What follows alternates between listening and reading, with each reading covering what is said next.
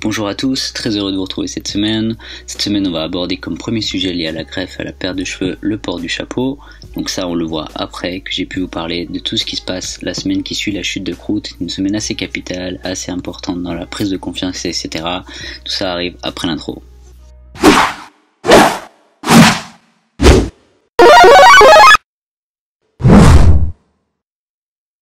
Je repasse en face caméra parce que j'ai toujours pas les vidéos de ces semaines-là où il y a eu des problèmes avec mon téléphone. Néanmoins, je vais essayer d'aller assez rapidement à l'essentiel. C'est juste cette semaine après la greffe, on a toujours la peau qui est sensible, on a toujours un peu d'anxiété par rapport à se toucher le cuir chevelu, à se laver, à se coucher dans certaines positions, etc.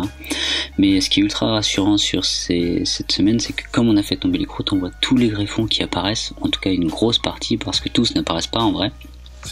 Grosse partie apparaît, c'est à ce moment-là où on se dit waouh, si ça pousse, tout ce que je vois pousse, ça va en fait être super cool en termes de densité, etc. On parlera des différents types de greffes, pourquoi la densité de l'une de l'autre fait toujours polémique.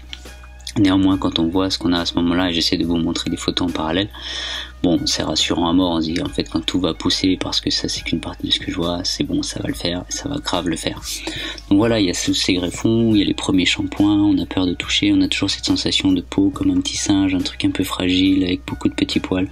Mais néanmoins c'est rassurant, et en plus ces petits poils sont tout noirs, ce qui arrive pas sur la suite. Moi ils ont poussé mes cheveux là, ils sont blonds complets, blancs limite, on les voit pas du tout. Donc en fait cette phase là est intéressante et super rassurante parce qu'on se dit ça y est, on voit qu'il va y avoir un résultat. On est content et on est rassuré.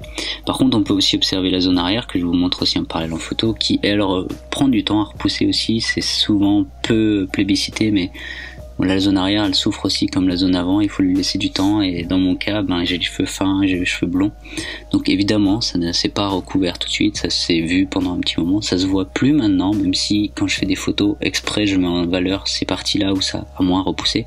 En vrai ça se voit plus, mais ça reste rouge longtemps, le haut du crâne reste rouge longtemps. Donc voilà, donc la première semaine après la greffe, en résumé, après la chute des croûtes, c'est plus de l'anxiété sur comment faire les shampoings, dormir, et en même temps on est ultra rassuré parce qu'on voit enfin le résultat de ce qu'on a fait, et ça c'est cool.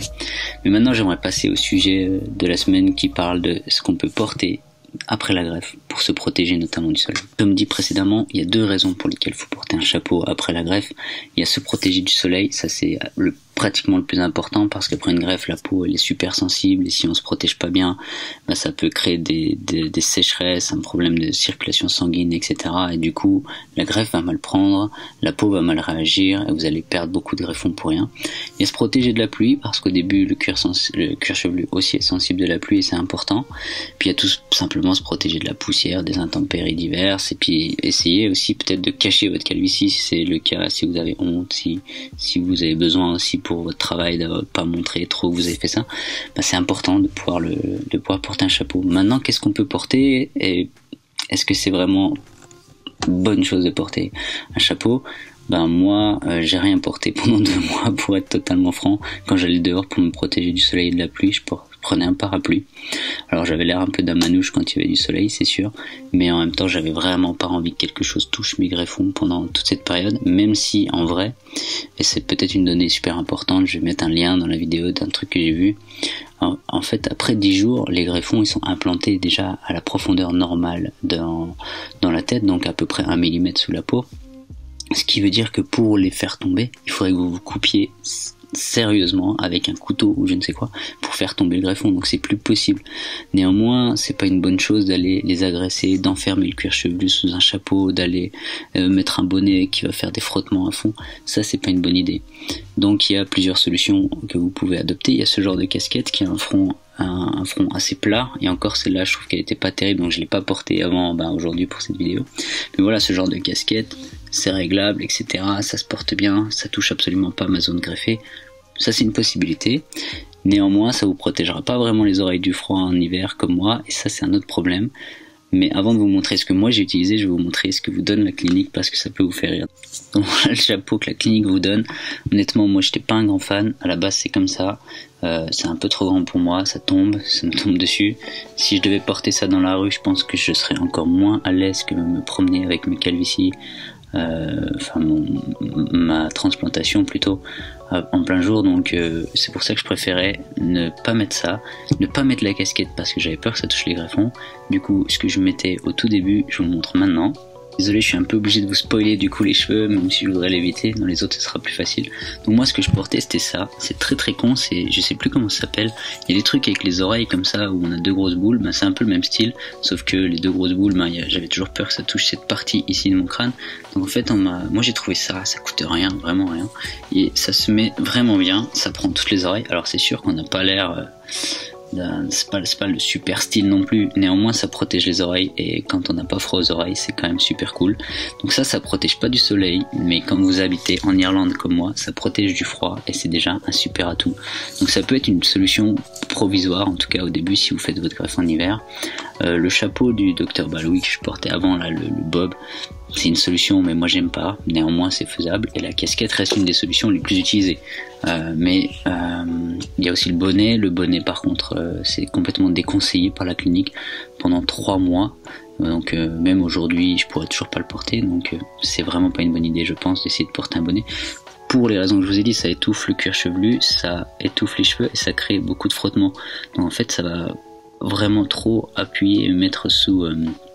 ça va vraiment faire trop de mauvaises conditions pour les cheveux pour que ça repousse correctement. Donc voilà, 3 mois au pire à avoir une tête qui ressemble à rien dans la rue en mettant rien, je préfère, et à m'assurer tout le reste de ma vie avec les cheveux, que l'inverse quoi, essayer de me cacher pendant 3 mois et d'avoir fait louper une greffe et puis de devoir recommencer ou de devoir reporter des chapeaux, etc.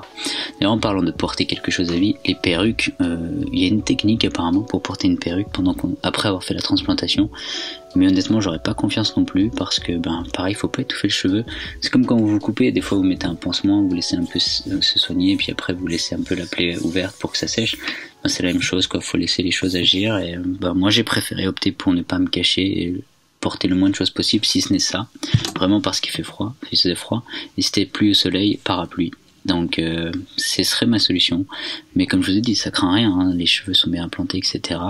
Je pourrais aller plus loin dans le sujet si ça vous intéresse en vous expliquant à quel moment on pourrait vraiment perdre encore les greffons, mais juste pour vous rassurer, comme ça va très bien, après 10 jours vous craignez plus rien, vous pouvez dormir, etc.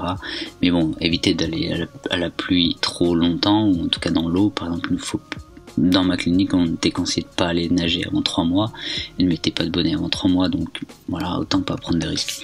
Je vous montre quand même ce que je fais moi maintenant, parce que maintenant que ça a bien évolué et que je suis plus rassuré, j'utilise autre chose qui me fait avoir un peu moins froid quand il y a beaucoup de vent. Comme vous avez pu le voir depuis l'opération, notamment si vous suivez mon Instagram, je mets beaucoup ces vestes là parce que c'est toujours plus rassurant pour moi encore que les t-shirts, même si c'est bon, ça y est, ça craint plus rien. Je vais toujours pas prendre de risques inutiles, donc je garde ce genre de veste à portée de main en permanence. Et du coup maintenant l'hiver, quand il y a trop de vent, je fais souvent ce genre de port de vêtements en fait, où vous voyez, ça touche pas du tout la zone greffée et en même temps ça me protège bien. Alors ça fait un peu racaille quand je me promène comme ça avec le crâne semi-rasé, mais bon, c'est plutôt cool, c'est une nouvelle possibilité pour moi parce que je suis rassuré. Mais voilà, sinon je garde l'usage de ça à fond, pas encore la casquette, mais ça c'est vraiment personnel, hein. Vous pouvez en vrai la casquette, c'est juste que j'ai pas envie de prendre de risques. Donc voilà, j'espère que cette semaine ça vous a apporté quelques notions sur est-ce que vous pouvez porter quelque chose après la greffe.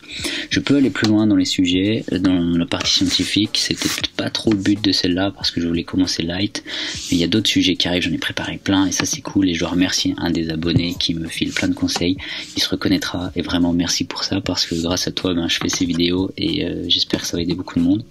Je sais pas comment faire connaître plus la chaîne si besoin pour aider du monde, je sais pas s'il faut liker et partager, mais en tout cas sachez que vous pouvez le faire, ça me fait plaisir à moi. Commenter c'est le plus important parce qu'on peut discuter ensemble, donc ça c'est cool. Donc voilà, la semaine prochaine je continue sur un autre sujet et je vous reparle de la deuxième semaine qui suit la perte des croûtes et du coup comment ça évolue, parce qu'a priori c'est un peu on s'approche de la phase de chute qui fait mal. Allez, à plus.